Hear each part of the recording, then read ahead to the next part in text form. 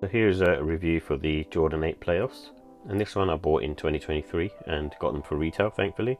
And in the UK they were quite sort of limited as well. And why I wanted them is I've never owned a pair of Jordan 8s and never had them as a kid. But in all honesty, at that time I didn't really like the design so much.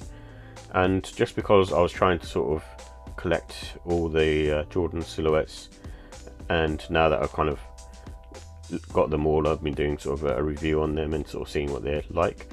I do really like this pair actually. It's really sort of growing on me. I think the Jordan 8 silhouette is one of my top ones, and I like the kind of glitter effect going on the midsole, if you can probably see that. And I also like these patterns that they've got going on here for I think it was for the Olympics at the time, and it very much sort of feels like a Jordan 7 as well, which I'm a big fan of. And the outsole is kind of similar as well to a Jordan 7 with these sort of small sort of sphere-like patterns. And the sock lining as well, I really like that. I'm a big fan of this. It kind of locks you in place and feels quite nice on foot, especially during the winter, and it kind of keeps you warm as well. So I really like that. And also like the leather, the contrasting leather that they've got going on. So they've got a sort of suede nubuck material, and underneath that is actual sort of pebbled leather, almost I suppose sort of suede kind of material. And it's just a really cool sneaker in terms of the looks of it as well. I really like the way it looks. It just looks funky and different. And the cross strap is the sort of iconic feature for this particular playoff pair. Although a bit of a pain to put on, but still, it's very cool.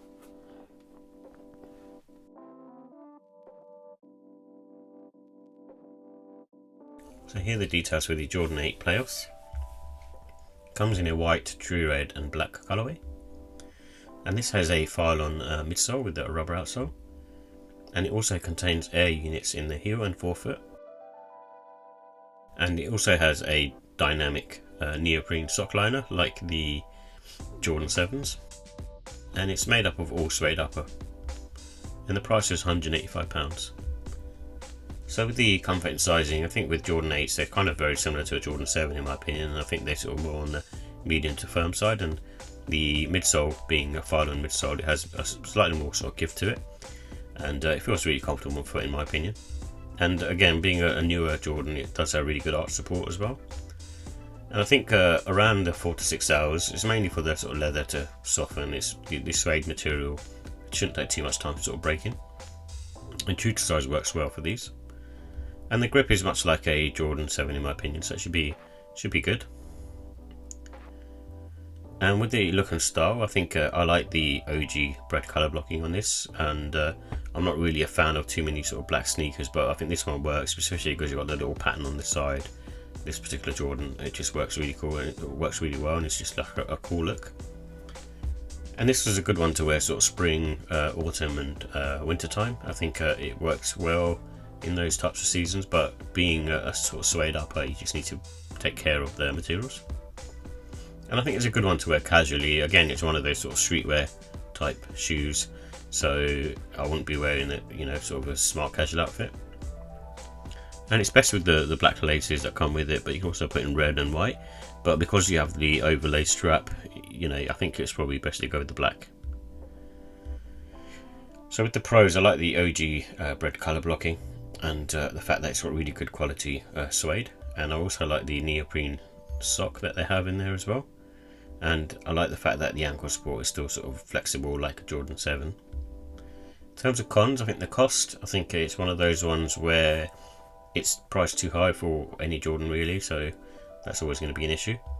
And I think they're a bit awkward to put on because you've got the straps. It's probably a good luck one if you're wearing it for, say, actually playing basketball in. But if you're wearing it sort of casually and you're in a rush, then it's a bit awkward to kind of put your foot in and then put the straps around, and also put the laces on, so it takes a little bit of an effort to basically get on.